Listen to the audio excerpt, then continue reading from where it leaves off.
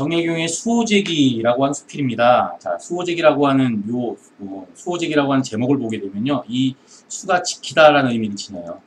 그리고 오가 이제 나라는 의미를 지니거든요. 그러니까 나를 지킨다라는 의미입니다. 제는요, 집을 얘기하는 거니까 나를 지키는 집에 대한 기록이다. 뭐 이런 의미를 지니시면 돼요. 자, 대략적으로 기본적인 걸 보는데 갈래는 한문 수필 중에서 기에 해당이 된다라고 되는데요. 여기 기라고 하는 것은 한문 수필 중에서요. 작가가 가지고 있는 어떤 경험이라든가 그 다음에 관찰 이런 것들을 기록을 하고요. 그 다음에 여기다 더불어서 자신의 어떤 주관적인 감정, 주관이나 의견을 덧붙이는 것을 우리가 이제 기라는 갈래라고 얘기합니다. 성격은 교훈적, 그 다음에 성찰적. 성찰이란 말은 돌아본다는 얘기잖아요. 이걸 읽어보면 과거의 자신의 행적에 대해서 돌아보는 내용들이 나옵니다. 그래서 언뜻 보면 회고라는 말도 좋은데 성찰은 시간과 무관하게 바라본다는 의미예요. 현재를 성찰해도 되고 과거를 성찰해도 되는데 이 중에서 과거를 성찰하는 것을 우리가 회고적이라고 이야기를 하는 겁니다. 자, 주제는 당연히 뭐냐면 여기서 본래의 나라는 말이 나오는데요. 자, 요 본래의 나를 지키는 일의 중요성, 본래의 나를 다른 말로 참된 나라고 이야기를 합니다. 그런데 이거랑 관련해서 자, 이 글은 기본적으로 뭐냐면 현상적인 나라는 게 있어요. 그러니까 나를 갖다가 현상적인 차원과 그다음에 본질적인 차원을 구분을 해요. 이렇게 그래서 현상적 자아냐 아니면 본질적 자아냐 이것들로 나누는 거죠. 결국 겉으로 보이는 모습으로서가 결국 뭐냐면 이제 현상적 자아가 되고요. 본질적 자아는 일단은 뭐 내면적인 거죠. 내면적인 거. 이제 내면적인 자아를 본질적 자아라고 이야기를 하는 겁니다. 자, 요 현상적 자아, 본질적 자아와 관련해서는 요것 때문에 일단은 뭐냐면 이것이 이제 모의고사로 나오든 내신으로 나오든 간에 기본적으로 이제 뭐랑 관계가 되는 게 많냐면 다른 작품과의 연계성이 많이 나와요. 특히나 윤동주라든가 그 다음에 김수영이라든가 그 다음에 기영도라든가 뭐 이런 작가들과의 작품들과의 연관성 속에서 문제도 출제가 되고요. 또는 뭐냐면 유치원 같은 경우도 이제 여기에 해당이 됩니다. 이따 제가 말씀드릴게요. 알았죠? 예, 이런 것들이 자주 나오게 돼서 이분들이 다 뭐냐면은 자아성찰을 주제로 하거든요. 자아성찰과 자기완성을 주제로 해서 시를 쓰는 작가들이기 때문에 이 작가들의 작품들과 연계가 돼서 문제가 출제되기 때문에 내신을 공부할 때도 이 수호제기 하나만 가지고 공부하는 것이 아니라 문제를 풀 때 다른 시작품과의 연관성 속에서 이해하는 게 훨씬 더 나은 방법이라고 볼 수 있습니다. 자, 이 시의 특징은요. 일단 기의 형식을 취한다라고 되어 있으니까 자신의 경험이 나와야 돼요. 그렇죠? 의견만 나오는 게 아니라 자신의 경험이 함께 나와야 된다는 게 나오는 것이고요. 그래서 여기에 경험이라는 말이 나오죠. 그리고 이제 이 글에서 주로 사용하는 방법이 뭐냐면 자문자답이에요. 자문자답이 나오는데 이 자문자답이란 말은 결국 뭐냐면 먼저 스스로한테 질문을 던져서 의문에서 출발해서 깨달음, 거기에 대한 대답을 찾아나가는 정답을 탐색해 나가는 과정이다. 그래서 결국은 이런 걸 이제 우리가 뭐냐 탐색 과정이다라고 이야기를 하는 거죠. 예, 그래서 탐색 과정으로 이해해 주시고요. 이렇게 그 주되게 사용되는 수사법은 보통 이제 서리법과 그 다음에 열거법이 많이 사용되고 있다는 것, 이것도 이제 기억해 주시기 바랍니다. 자, 이제 본문으로 들어가게 되는데, 본문으로 들어가기 앞서서 이 수호제기라는 말이 나오잖아요. 그렇죠? 이 수호제기라는 말이 나오는데, 이 수호제기라고 했을 때, 이 수호제할 때 이 오라고 하는 부분이 나오는데, 나를 지킬 때 내가 지켜야 될 나의 모습은 현상적인 자아가 아니라 본질적인 자아라는 사실을 인지해 주시고 나가 주시기 바랍니다. 알았죠? 예. 자, 들어갑니다. 자, 수호제라는 이름은 큰형님이 자기 집에 붙인 이름이다. 이렇게 나와 있죠. 선생님이 읽으면서 이 제시문에서 제일 중요한 게 현상적 자와 본질적 자와 구분하는 거. 둘 다 나라고 표현하고 있거든요. 그래서 본질적 자에다가는 동그라미를 쳐줄게요. 동그라미를 막 진하게 칠 테니까 그 부분만 뭐라고? 본질적 자에 해당이 되는 겁니다. 나머지는 다 뭐냐면 현상적 자에 해당이 되는 거예요. 자, 읽을게요. 수호제라는 이름을 할 때 이 오는 본질적 자에 해당이 됩니다. 그러니까 나를 지키는 집이라는 이름은 큰형님이 자기 집에 붙인 이름이다. 나는 처음에 할 때 이때 나는 현상적 자예요. 나는 처음에 이 이름을 듣고 이상하게 생각했다. 자, 나와 굳게 맺어져 있어 서로 떨어질 수 없는 사물 가운데 나보다 더 절실한 것은 없다 할 때 이때 처음에 있는 나는 이거는 현상적 자예요. 근데 여기 보이는 요거 있죠? 요거는 본질적 자입니다. 보통 지금 여기서 한자로 나, 오자가 붙어 있는 거는 다 본질적 자라고 보시면 돼요. 거기다가 나라고만 써 있는 것도 본질적 자라고 되어 있는 부분이 있으니까 잘 구분해 주시기 바랍니다. 결국은 현상적 자아와 굳건히 맺어져 있어서 서로 떨어질 수 없는 사물 가운데 본질적 자아보다 더 절실한 것은 없다. 당연하죠. 둘 다 나니까. 그쵸? 그러니 굳이 지키지 않아도 어디로 가겠는가? 이상한 이름이다. 라고 나와 있죠? 이거는 결국 뭐냐? 집 이름에 대해서 의문을 제기하고 있습니다. 그쵸? 의문을 제기하면서 이 의문을 통해서 얻을 수 있는 건 독자에게 뭐요? 그래요. 호기심을 자극하죠. 아니, 내가 난데 내가 왜, 어때서 왜 지키지? 뭐 이런 식으로 얘기하는 거예요. 그러니까 나와 똑같은 의문을 지니세요 하면서 호기심과 집중력을 자극하고 있는 겁니다. 자, 내가 장기로 귀향 온 뒤에 혼자 지내면서란 말이 나오는데, 이 장기라는 말이 이제 유배지에 해당이 되는 섬나라거든요. 그래서 혼자 지내면서 곰곰이 생각해 보다가 하루는 갑자기 이 의문점에 대해 해답을 얻게 되었다라고 나와 있죠. 의문점에 대해 해답을 얻게 되었다란 말은 깨달음을 얻게 되었다는 얘기가 되는 거죠. 자, 이런 깨달음이 나오는데 이 깨달음을 얻게 되는 것, 이 깨달음이 주제가 되는 겁니다. 그래서 깨달음의 내용은 뒤에서 더 다시 한번 하는데, 이 깨달음을 목적으로 한다는 점에서 이 글은 다시 말해서 수필에 해당이 되는 거죠. 우리가 이 수필을 문학의 갈래 중에서 뭐라고 얘기하냐면 교술 갈래 이렇게 이야기합니다. 이 교술이라는 말 자체가 결국 뭐냐면 교훈적인 내용을 서술한다 라고 해서 교술 갈래에 해당이 되는 거예요. 자, 나는 벌떡 일어나서 말했다. 자, 좀 더 올릴까요? 천하 만물 가운데 지킬 것은 하나도 없지만 이렇게 나와 있어요. 오직 나만은 지켜야 한다. 본질적 자아만은 지켜야 한다. 내 밭을 지고 달아날 자가 있는가?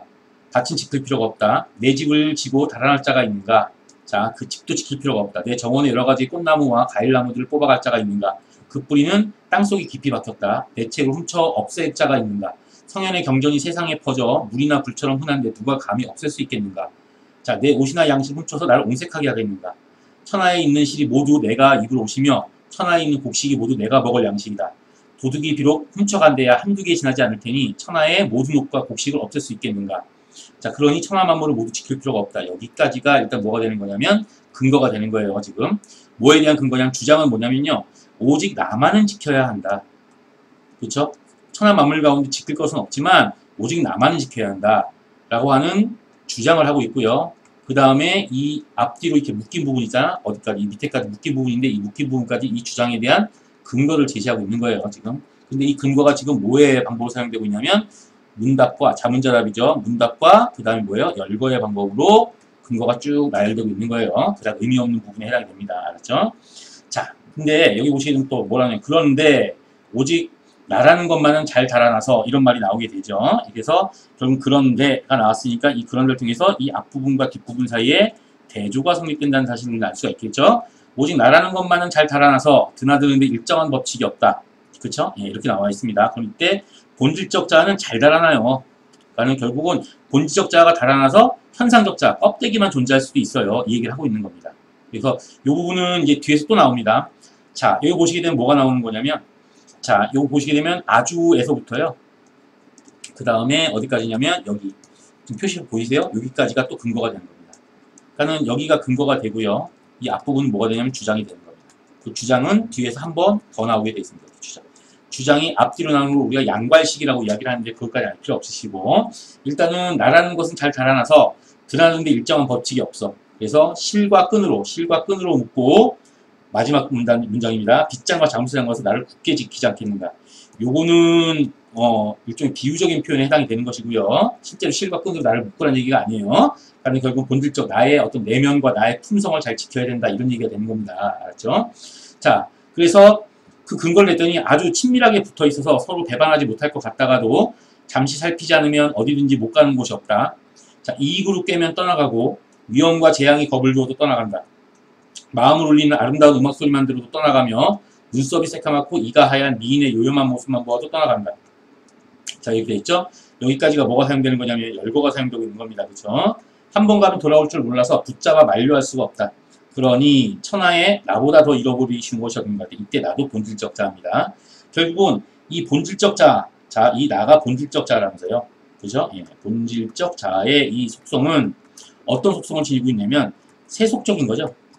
이 본질적 자는 세속적인 어떤 이익이라든가 그 다음에 욕망, 그 다음에 유혹이죠.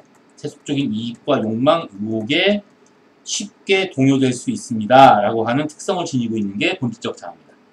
그렇죠? 그럼 결국에서 나를 지킨다는 말은 이런 세속적 이익이나 욕망, 유혹으로부터 올바른 자신을 지킨다는 얘기예요. 그렇게 이해해 주는 게 제일 낫겠죠. 맞습니까? 이렇게. 자, 그래서 여기까지 열거가 쭉 사용되고 있고요. 그 다음에요. 자, 봅시다. 나는 나를 잘못 간직했다가 잃어버렸던 자다라고 나와 있죠. 맞습니까? 딱 나왔어요. 여기 딱 보시게 되면 뭐가 나오는 거냐면 자, 여기 보시게 되면 뭐라고 나왔어요? 자신의 경험이 나오죠? 경험이 나옵니다. 이 경험이 결국 뭐냐면 이 글이 기, 한자로는 이렇게 써요. 기라고 하는 것의 특징이라고 우리가 판단할 수 있는 거죠. 자, 어렸을 때, 자, 그러면 이제 그 내용들이 잃어버렸던 자라 하고 나왔으니까 이제 뭐 여기서부터 뭐냐면 이제 과거 사실이 나오는 겁니다. 어렸을 때 과거가 좋게 보여서 10년 동안이나 과거 공부에 빠져들었다. 그러다가 결국 처지가 바뀌어 조종에 나아가 검은 사모관대 비단 도포를 입고 벼슬아치가 되어 벼슬아치가 관리가 되어 또는 벼슬아치가 되어 맞습니까? 관리 벼슬아치가 되어서 그렇죠?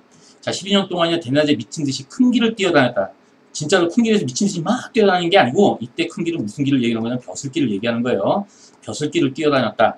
그러다가 또 처지가 바뀌어 한강을 건너고 문경세제를 넘게 되었다. 자 하고 나오는데 얘들아 여기요. 한강을 건너고 문경세제를 넘게 되었다는 말은 무슨 소리냐 하면은 걸어서 넘게 되었다는 얘기예요. 지금 뭐냐면 유배를 가게 되었다라는 얘기가 되는 겁니다. 친척과 조상의 무덤을 버리고 곧바로 아득한 바닷가의 대나무 숲에 달려서 와서야 멈추게 되었다라고 돼 있죠. 아득한 바다의 대나무 숲에 여기가 나오는데 여기가 결국 뭐냐면 유배지의 귀향지 이렇게 유배지에 해당이 되고요. 이 유배지에 대해서 결국 이제 뭐가 되는 거냐면 유배지에서 비로소 뭐예요? 자아성찰을 하게 되는 것이고요. 이 자아성찰을 통해서 결국 뭐냐면은 깨달음을 얻게 되는 공간이기도 합니다. 그러니까 이 바닷가의 대나무 숲이라는 공간은 유배지, 자아성찰의 공간, 깨달음의 공간이라고 하는 1번, 2번, 3번의 의미를 동시에 지니게 되는 거예요. 이때는 나에게 물었다. 이게 또 뭐냐면은 나오잖아요. 맞습니까? 그러니까 이것도 본질적 자한테 물어봤어. 야, 너는 무엇 때문에 여기까지 왔느냐? 너도 본질적 자아죠. 자, 여우나 도깨비에 홀려서 끌려왔느냐? 유혹당한 거잖아요. 아까 있죠. 본질적 자는 세속적인 것에 유혹되기 쉽다고 얘기했어요. 그렇죠? 아니면 바다 귀신이 불러서 왔는가? 자, 네 가정과 고향이 모두 초천. 초천은 지금 그 남양주에 있는 조안면 팔당댐 근처에 있는 동네인데요. 여기는 다산 정약공원에 생가가 있는 겁니다. 조천, 고향이 있는데 왜 그 본바닥, 고향으로 돌아가지 않느냐 이렇게 나와 있는 거죠. 그러니까 너는 왜 고향이 아니고 왜 밖에 나와 있어? 이렇게 되는 거죠. 그러니까 여기까지 왔는데 여우나 도깨비에서 끌려서 왔든가 아니면 바다 귀신이 불러서 왔는가 이 부분은 다 뭐냐면 유혹, 세속적인 유혹, 욕심의 유혹의 결과물로 우리가 이해를 하시면 되겠습니다. 이렇게 알았죠? 자, 그러나 나는 끝내 멍하니 움직이지 않으며 돌아갈 줄 몰랐다라고 나와 있어요. 이때 나도 본질적 자아가 끝내 멍하니 움직이며 돌아갈 줄 몰랐다. 어디로요? 뭐예요? 본고장이죠. 맞습니까? 예, 이렇게.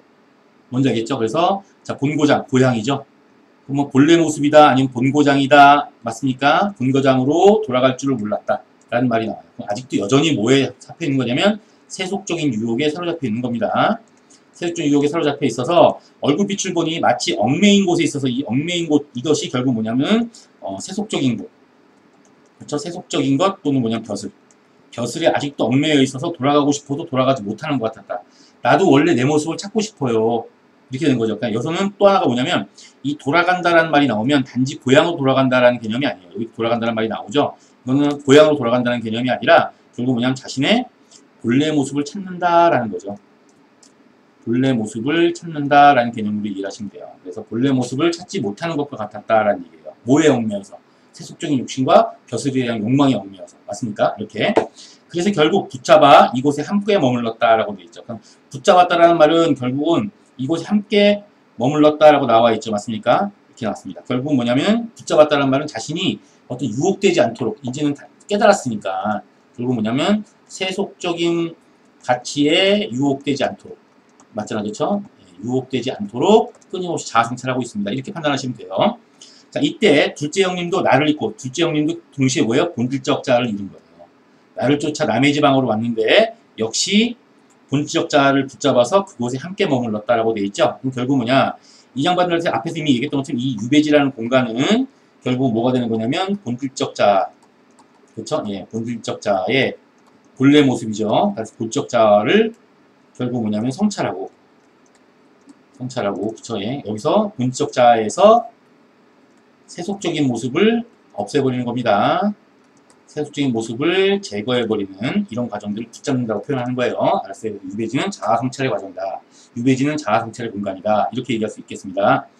자, 근데 여기 보면 오직 내 큰형님만 나를 잃지 않고, 즉 본질적 자아를 잃지 않고 편안히 단정하게 수호제에 앉아 계시니 본디부터 지키는 것이 있어서 수호제를 잃지 않았기 때문에, 수호제가 아니라 본질적 자아를 잃지 않았기 때문이 아니겠는가라고 나와 있죠. 그러니까 이 사람은 본디부터 지키는 것이 있어서 이런 말이 나오잖아요. 그러니까 이거 결국 뭐냐면은 어떤 벼슬이라든가 이게 벼슬 등의 애정에게 뭐예요? 욕심이 존재하지 없었음, 욕심이 없음이라고 하는 것으로 우리가 이해가 됩니다. 그러니까 욕심이나 벼슬이나 출세에 대해서 집착을 하지 않았으니까 본질적인 자아를 잃지 않았다 이 얘기가 됩니다. 이게 바로 큰형님이 그 거실에 수호제라고 이름 붙인 까닭일 것이다.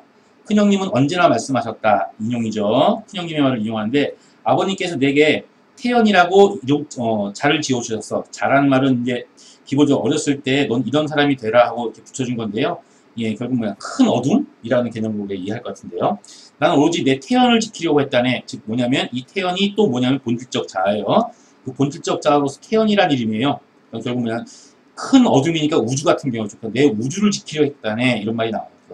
야, 자 아버님께서 내게 우주 너는 우주야 라고 자를 지어주셔서 나는 오로지 내 우주를 지키려고 했다네. 그래서 내 거실에다가 그렇게 이름을 붙인 거야. 나는 우주를 지킨다 라는 것으로 수호제라고 이름을 붙인 거지. 하지만 이것은 핑계다 라고 나와있죠. 맞습니까? 여기요. 하지만 이것은 핑계다. 원래 핑계라는 말이 나오는데 여기서 뭐가 사용되냐면 자칫 간과하기 쉬운데요. 중요하지 않아서 이거 반어법이 사용됐습니다. 왜 반어법이 사용되냐면 잘 봐봐. 핑계는 원래 잘못했을 때 그 잘못된 이유를 딴 데서 찾을 때 우리가 쓰는 게 핑계예요. 나쁜 짓이죠. 근데 이거는 핑계가 아니라 이 사람이 수호제라는 집을 적고 거실에다가 수호제라고 하는 간판을 딱 내건 것은 잘못한 게 아니잖아요. 그러니까 이건 핑계라는 개념보다는 본래 의미는 뭐라고 본 거냐면 겸손이에요. 겸손. 잘했는데 그 잘한 걸 티를 안 내기 위해서 얘기한 거기 때문에 하지만 이것은 겸손한 표현이다 이렇게 바꿔줘야 되죠. 이걸 핑계다라고 얘기하면 의미가 부정적으로 바뀌어버리기 때문에 이건 방어적 표현에 해당이 돼요. 알았지?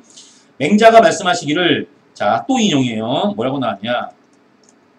자, 무엇을 지키는 것이 큰가? 몸을 지키는 것이 크다라고 했으니 이 말씀이 진실이다. 자, 이렇게 나와 있죠. 그러니까 결국 무엇을 지키는 것이 큰가? 이 몸을 지키는 것이 이 몸이 바로 뭐냐면 자아가 되는데 자신을 내는 거 자신.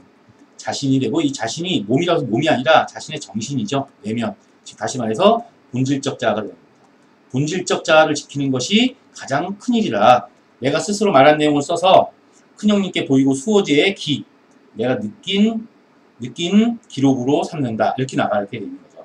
자, 일단은 여기서는 여러 명의 작가들이 연계될 수 있어요. 일단 여기까지 내용들로 보게 되면, 일단은 뭐냐면은, 결국 뭐 현상적 자아는 본질적 자아로 충만하지 않으면 자아의 완전성이 상실되는 거예요. 완전한 자아가 되기 위해서는 현상적 자아의 본질적 자아가 차 있어야 되는 거예요. 내면이 꽉 차 있어야 된다. 근데 이 내면이라는 것이 세속적인 욕망과 유혹이 흔들리기 쉬우니까 이게 흔들리지 않도록 나를 꽉 잡아야 한다. 이 얘기를 하고 있는 겁니다. 그래서 과거의 경험이 어떻게 나와 있어요? 여기 보시게 되면 여기 보시게 되면 전 부분에 나는 나를 잘못 간직했다 잃어버렸던 과거 회상이 나오잖아. 맞습니까? 이런 부분들도 나오면서 결국 뭐냐면 자기 반성을 이루고 있는 거예요. 그러니까 이 부분에 선생님이 지금 짚고 넘어간 게 뭐냐면 반성이라는 게 나오는데 여기서부터 일단은 외부 작품, 다른 작품과 연관성이 있습니다. 여기서 나타날 수 있는 다른 작품은 뭐가 있는 거냐면 이황, 태계 이황 있죠? 예, 이황의 도산 12곡이에요. 도산 12곡에 보면 도산 12곡이 전체 12수인데 전육곡은 자연에 대한 얘기고요. 후육곡이 학문에 대한 얘기인데 후육곡 중에서 10곡에 해당이 되는 겁니다. 10곡을 보면 자 이게 나오죠. 그쵸? 예. 이게 이제 뭐냐면은 여던길 어디 두고 어디가 다니다가 어디가 다니다가 이제와 돌아온 거 이제와 돌아왔는 연대 마음 마로리 이런 말이 나와요. 항문하던 마음을 어디다 두고 다른 데 벼슬자리 하고 이제와 돌아왔어. 이제와 돌아온다니 벼슬자리에 마음을 두지 않겠다. 이런 대목이 나와요. 근데 나 그거 달달달 외우는데 왜 갑자기 안 떠오르지? 참나. 네, 아무튼 간에 이 10곡을 보게 되면은 결국 뭐냐면 항문하다가 결국 몇 년 동안 여태를 버려두고 벼슬자리에 있다가 그 다음에 이제와 돌아왔어요. 다시 또 항문의 자리에 왔고 다시는 벼슬자리에 나가지 않겠다라는 의지를 담고 있는 이런 대목이 나와요. 요게 바로 지금 뭐냐면 여기 나와 있는 나는 나를 잘못 간직했다가 잃어버렸던 요 경험과 연관되어 있는 외부 작품이 바로 이황의 도산 12곡 10수에 해당이 되는 겁니다. 알았죠? 자, 이것뿐만 아니라 자, 이황의 도산 12곡 10수뿐만 아니라 다른 작품하고도 관계가 되죠. 여기서는 일단은 기본적인 모티프가 자아성찰 아니겠습니까? 그렇죠. 자아성찰하는 시인 중에서 누가 있냐면 윤동주가 있다고 말씀드렸어요. 이 윤동주가 있는데 윤동주의 시 중에서 특히나 뭐가 있냐면요. 쉽게 쓰여진 시라고 있어요. 쉽게 쓰여진 시가 있는데 이 쉽게 쓰여진 시 같은 경우가 뭐가 문제가 되는 거냐면 나는 나에게 작은 손을 내밀어 이렇게 나오거든요. 눈물과 위안으로 잡는 최초의 악수 이런 말이 나와요. 여기 보게 되면 나가 두 명이 나오죠. 이 나가 나오는데 이때 나가 두 명이 나올 때 이때 두 명이 나중에 하나가 현상이고 하나가 본질이 되는 거예요. 이렇게 알았죠? 예, 이것뿐만 아니라 결국은 자아성찰을 토대로 한다면 이제 요 쉽게 쓰여진 뿐만 아니라 부수적으로 왜 자화상이라는 것도 있고요. 자화상이 있고요. 이 자화상도 결국 뭐냐면은 거기 보면은 내가 나가 있고요. 그 다음에 사나이가 있어요. 이 나가 현상적인 존재고요. 이 사나이가 본질적인 존재에 해당이 돼요. 내가 우물에서 사나이를 바라보고 있는 모습이 나오는 거거든요. 이런 부분들이 나와 있어요. 자, 물론 윤동주의 시는 이거 말고도 자아성찰과 관련된 거의 대부분의 시들이 여기에 해당이 됩니다. 또 나온 게 뭐냐면은 길이라는 시가 있는데 윤동주의 길이라는 시가 자, 뭐 잃어버렸습니다. 무엇을 잃어버렸는지 몰라. 모든 말이 나와요. 그리고 마지막 연에는 뭐야? 잃어버린 나를 찾기 위함입니다. 라는 말이 나와요. 결국 뭐냐? 잃어버린 나가 나오잖아요. 마지막 연에 잃어버린 나가 나오게 되면 이때 잃어버린 나가 결국 본질적 자가 되는 거예요. 이런 식으로 본질적 자에 대한 탐구를 가장 절실하고 자주 했던 사람이 윤동주 시인에 해당이 됩니다. 이것뿐만 아니라 윤동주와 비슷한 시세계를 가지고 있는 김수영의 어느 날 고공을 나오면서 라는 시가 있거든요. 야, 요거는 선생님이 그 바갈치 문학 우리 작품 설명에 이 작품이 설명돼 있으니까 이거 한번 보시면 돼요. 알았죠? 윤동주의 자화상도 설명돼 있으니까 그 작품 강의 한번 들어보면 여러분들한테 도움이 될 겁니다. 고양이의 고공입니다. 어느 날 고공을 나오면서 이렇게 여기도 뭐야 뭐 바람아 먼지 하나 얼마만큼 작으냐 뭐 이렇게 나오는 부분이 있어요. 이런 부분들이 있고요. 유치원의 시 중에서 뭐가 있냐면요. 유치원의 시 중에서 생명에서라는 시가 있어요. 이 생명에서에서도 결국 뭐냐면 그냥 나가 있고요. 그 다음에 따옴표 친 나가 있어요. 이렇게. 이때 그냥 나가 현상적 자에 해당이 되고요. 따옴표 친 나가 본질적 자에 해당이 돼요. 그래서 내가 이 따옴표 친 나를 발견하지 못하거든 뭐 이렇게 나와요. 예. 어느 사고에 뭐 회한 없는 백골을 쪼이리라 뭐 이런 대목이 나오거든요. 그 대목을 통해서 우리가 그대로 이해를 해주시면 되는 거죠. 알았죠? 예. 이렇게까지 해가지고 우리가 자아성찰 관련된 연계 작품까지 다 마쳤습니다. 다시 한번 말씀드리지만 이 글은 일단 전통적인 한문 스플 형식인 기의 연시를 취하고 있고요. 그 다음에 경험을 바탕으로 하고 있다는 점에서 기에 가깝다고 볼 수 있는 겁니다. 그래서 제목도 기고요. 그 다음에 자문자답의 형식을 통해서 자신의 어떤 자문자답을 통해서 자신이 궁금해하는 부분, 즉 깨달음의 과정들을 탐색의 형태로 서술하고 있고요. 그 다음에 자주 사용되고 있는 수학법으로는 열거법과 자문자답, 그 다음에 서리법이 사용되고 있습니다. 자, 여기까지 하고요. 다시 한번 중요한 거는 현상적 자와 본질적 자가 구분되는 부분 있지 않습니까? 그거는 여러분들이 헷갈리지 않고 선생님이 표시한 그대로 잘 체크해놨다가 여러분들이 문제를 풀 때 활용해 주시기 바랍니다. 마지막으로 전 부분에 보면요. 나는 나를 잘못 간직했다가 잃어버렸던 자라라고 되어 있으면 이때는요. 요 나가 본질적 자에 해당이 됩니다. 선생님이 자꾸 빼먹죠. 이게 산문이다 보고 선생님 외워서 수업하다 보니까 이런 부분들이 있는데요. 이해해 주시기 바라요. 고생하셨습니다.